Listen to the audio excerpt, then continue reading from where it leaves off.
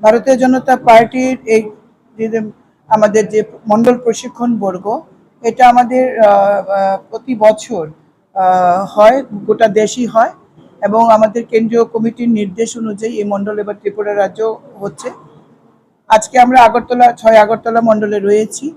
দুদিন ব্যাপী অনুষ্ঠান হবে এবং এই আজকের যে সত্র, সবগুলি সত্র শেষ হওয়ার পর সাংস্কৃতিক অনুষ্ঠান আছে এবং কর্মীরা এক জায়গায় থাকবে।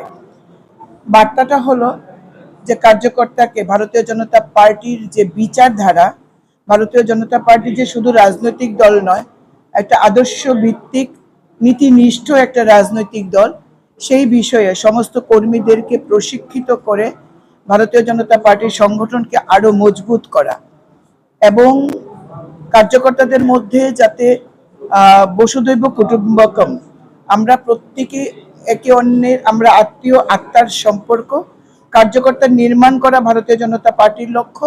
এই জন্যই আজকে আমাদের যে প্রোগ্রাম দুদিনের, সেখানে কার্যকর্তাদের থাকা বাধ্যতামূলক। এতে করে একজনের সাথে আরেকজনের বন্ডিং হয়, মানসিক বিষয়গুলো আদান প্রদানের একটা সুযোগ থাকে।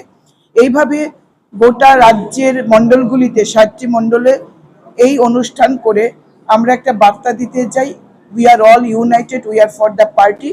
আমাদের পার্টিটাই হলো যে nation first, party next, self last. এই বার্তা নিয়েই আমরা কার্যকর্তাদের মধ্যে যাচ্ছি।